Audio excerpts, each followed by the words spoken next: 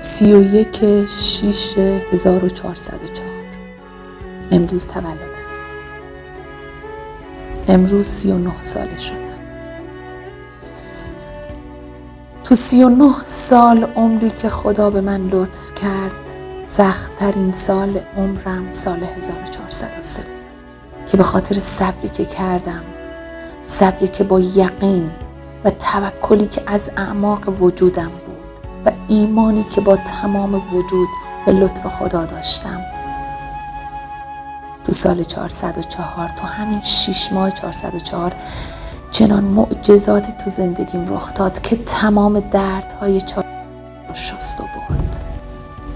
ما آدم عادت داریم هزاران هزار نعمت پنهان و پیدایی که خدا بهمون داده رو نادیده میگیریم و فوکوس میکنیم رو چند تا نعمتی که خدا بهمون نداده که اونم حکمت داشته، که اونم قطعاً خیر مادرش بوده.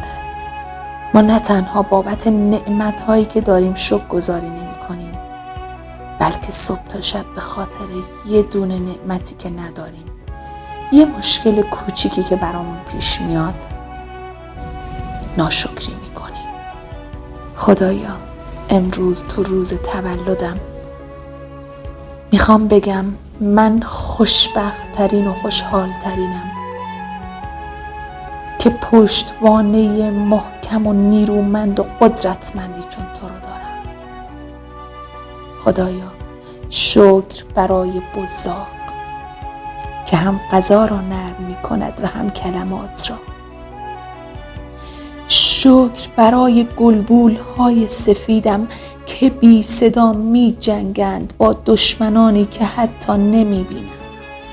شکر برای مردمک چشمم که با هر منبسط و منقبض شدن خودش را با نور محیط به افق می‌دهد تا تاریکی آخر دنیا نباشد.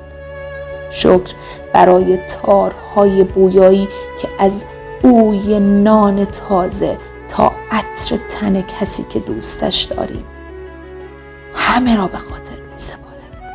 خدایا شکر برای مژگ‌های نایژه ها که گرد و خاک زندگی را بی سر و صدا و بی منت جارو می‌زنند تا نفس تمیز بماند. شکر برای استخوان رکابی گوش، کوچکترین استخوان بدن که صدا را می‌لرزاند تا سکوت همیشه مطلق نباشد. شکر برای عضله نعلی که بی صدا خون را از پاها بالا می کشد تا ایستادن فروپاشی نباشد. شکر برای مایع سینوویال که بین مفاصل می لغزد تا بی درد قدم بردارم، بی آن که حتی او را بشناسم. شکر برای غده میبومین که با لایه‌ای نازک از چربی میان اشک و هوا صلح برقرار تا تماشا رنج نباشد.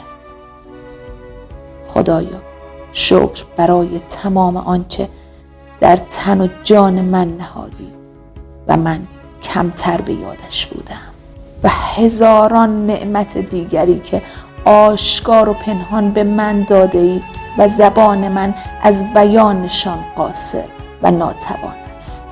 خدایا در این سال جدید عمرم و تا ابد با تمام وجود دلم را به دست تو می سپارم.